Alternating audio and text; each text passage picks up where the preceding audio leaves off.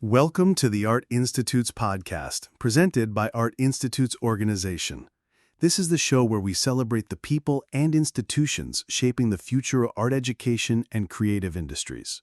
Whether you're leading an art institute, teaching the next generation, or managing a cultural space, you're in the right place. So let's get started. If you've ever seen a student's eyes light up because their artwork was displayed in a real gallery, or watched a shy performer gain confidence after working with a theater professional, you know something powerful happens when arts education steps outside the classroom. Today, let's talk about how to build meaningful community partnerships, the kind that don't just enrich your curriculum, but transform how students see their own creative potential. So let's dive in. Why community partnerships matter. Arts education thrives when it's connected to the real world.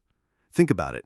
A student can learn painting techniques in a studio, but when they exhibit their work in a local gallery, suddenly they're not just making art, they're sharing it.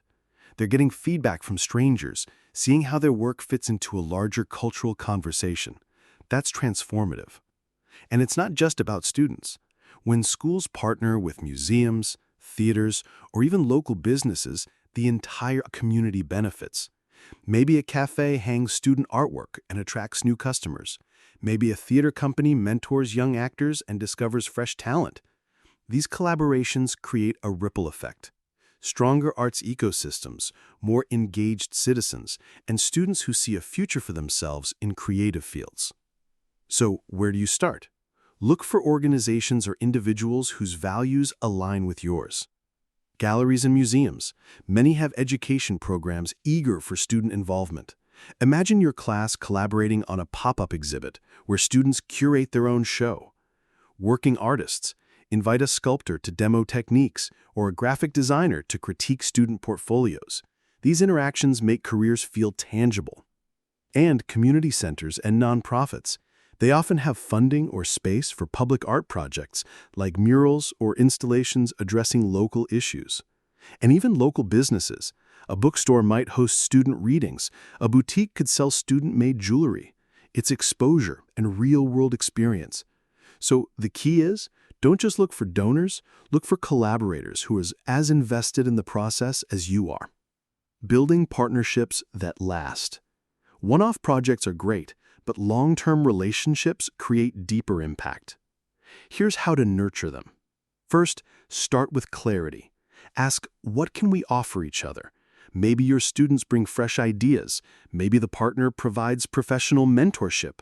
Put it in writing, even informally, so everyone's on the same page.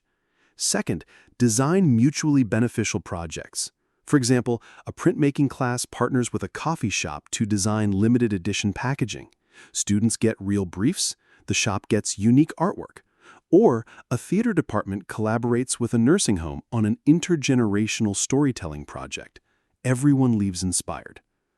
And third, make it sustainable. Secure grants or sponsorships to fund ongoing work.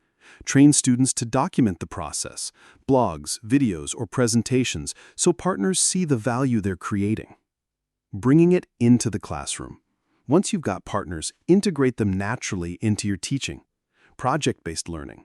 Have students design a real campaign for a nonprofit, or create public art with community input. Fieldwork. Turn a gallery visit into a critique session with the curator. Take rehearsals to a local theater. Mentorships. Pair students with professionals for portfolio reviews or skill-building workshops. Proving the impact. To keep partnerships alive, show their worth. For students, track growth in technical skills, confidence, or career clarity. For partners, share data like increased foot traffic from a student exhibit or heartfelt testimonials. For the community, document how projects sparked dialogue or beautified spaces. Making a connection. The best arts education doesn't just teach, it connects. So this week, ask yourself, who's one potential partner I could reach out to? Maybe it's that indie gallery downtown, or the graphic designer who spoke at last year's career day. Start small, be clear about the mutual benefits, and watch how your classroom and your community starts to change. Because when we treat the community as a classroom, we don't just teach art, we show students how to live it. Thanks for listening to the Art Institute's podcast. This episode has been brought to you by Art8, webinars for creatives. Share your artistic passions, sell your art, learn new skills, and build your tribe with live or on-demand expert webinars. Learn more at art8.net. Here's how to stay connected to Art Institutes. First, subscribe to the Art Institutes podcast so you never miss an episode. Next, sign up for our popular newsletter at news.artinstitutes.org. Together, we're not just supporting the art world, we're redefining it. Thanks for tuning in to the Art Institute's podcast. Remember, art doesn't just happen. Its foundation is built by institutions and individuals like you. So keep creating, keep leading, and we'll see you next time on the Art Institute's podcast.